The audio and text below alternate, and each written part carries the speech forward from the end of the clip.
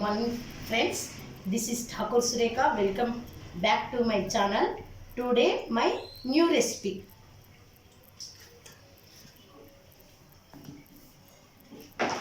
ఇదండి, వీటికి రెండు పదార్థాలండి. పెరుగండి, పెరుగులో జీరా పౌడర్, ఆమ్చూర్ పౌడర్ వేసి కలిపి పెట్టుకున్నానండి. ఈ మిరపకాయలు, ఈ చల్ల మిరపకాయల గురించి అండి మీకు చూపించే రెసిపీ. ఇటు చూడండి, ఈ విధంగా వీటిని ఇలా ఈ విధంగా చీరి ఇవి ఇట్లాగే ఉంచేస్తానండి. గింజలు రాలిపోతూ ఉంటాయి, ఇందులోకి వేసేస్తున్నానండి. ఓల్డ్ ఈజ్ గోల్డ్ అంటారు కదండి, ఇది పాతకాలం నాటి ఈ రెసిపీ అండి, కానీ చాలా బాగుంటుంది. ఇది పప్పుచారు చేసుకున్నప్పుడు మీరు ఇవి నూనెలో ఫ్రై చేసుకొని తినండి, చాలా బాగుంటుంది. ఈ విధంగా చీరేసి వేస్తున్నాను. ఇందులోకి ఇంకొకటి అండి, ఈ పౌడర్ అండి, ఇది అవిసె గింజల పౌడర్ అండి. ఇదే మిర్చిలో ఒక 4 మీకు చూపించడానికి చేసి పెట్టానండి. ఈ పెరుగును పలసగా చేస్తానండి, ఇంత చిక్కగా ఉండకూడదు, పలసగా చేస్తాను.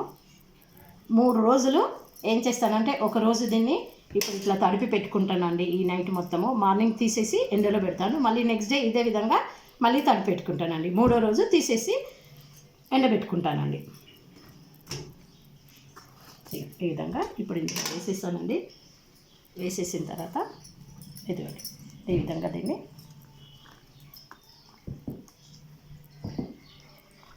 చిక్కగా ఉందండి పెరుగు, పలసగా చేయడం లేదు. ఎందుకంటే నా దగ్గర మిర్చి ఇన్ని మాత్రమే ఉన్నాయి, అందుకనే. ఇంకా పలసగా చేసిన తర్వాత ఇది వేస్ట్ అయిపోతుంది. మిర్చి ఉంటే పలసగా చేసేదాన్ని, కానీ లేదు, నా దగ్గర ఇవి మాత్రమే ఉన్నాయి. వీటికి తగినంత ఉప్పు, అంటే ఇప్పుడు దాదాపు తగినంత అంటే 4 చెంచాలు ఉప్పు వేసుకున్నానండి. నా స్పూన్ ఇదిగోండి, ఈ స్పూన్తో 4 చెంచాలు ఉప్పు సరిపోతుందండి. ఇప్పుడు దీన్ని ఇలా తీసి పెట్టుకుంటానండి. ఇంకో రెసిపీ చూపిస్తానండి, ఒక్క నిమిషం.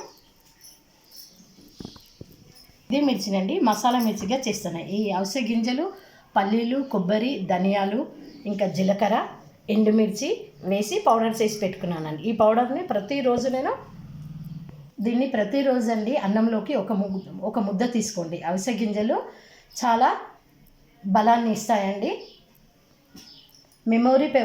మెమొరీ పవర్ను పెంచుతుందండి. ఈ పౌడర్ను రీసెంట్గా మా బాబుకు పంపించడానికి చేసి పెట్టానండి. ఇంతకుముందు కూడా మీకు రెసిపీలో చూపించాను ఈ పౌడర్ని ఇప్పుడు ఇందులోకి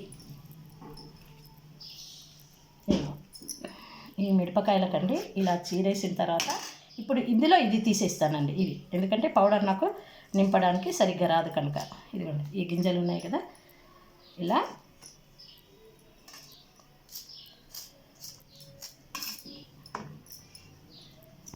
ఇదిగోండి, ఈ విధంగా ఇందులో ఉన్న మధ్య భాగాన్ని మొత్తం తీసేద్దామండి. ఈ గింజలను కూడా తీసేస్తున్నాను, ఇలా అంటే రాలిపోతాయి.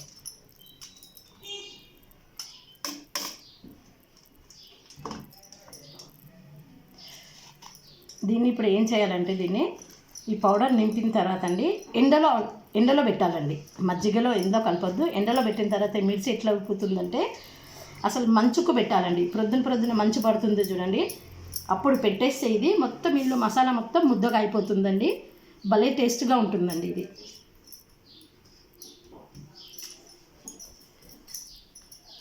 ఇప్పుడు ఇందులోకి మసాలా నింపుకుంటున్నాను.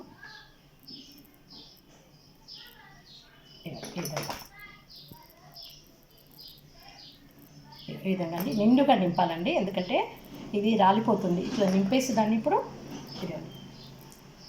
ఇది నూనెలో ఫ్రై చేయొద్దండి, ఈ విధంగానే తినేయాలి. అంటే దగ్గరకు వచ్చిన తర్వాత దీన్ని తినేద్దామండి. మంచుకు పెడతాం కదండి, పెట్టిన తర్వాత అది మొత్తం మసాలా దగ్గరకు వచ్చేస్తుంది ఆ మిర్చిలోకి, చాలా బాగుంటుంది. ఇవ్వండి ఇలా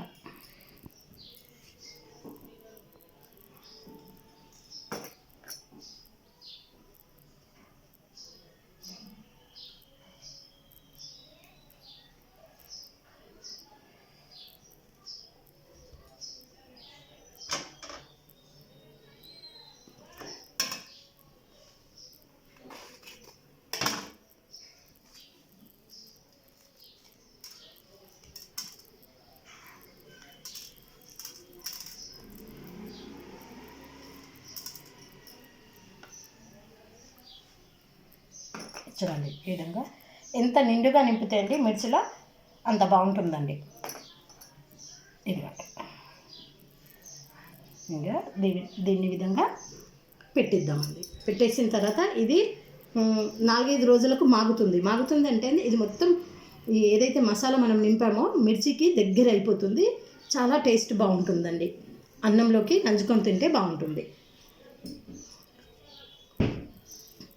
మీ అందరికీ నా వీడియోస్ నచ్చినట్లయితే ఒక లైక్ చేయండి, షేర్ చేయండి, సబ్స్క్రైబ్ చేయండి, బెల్ బటన్ నొక్కండి. Thank you friends. మళ్ళీ నెక్స్ట్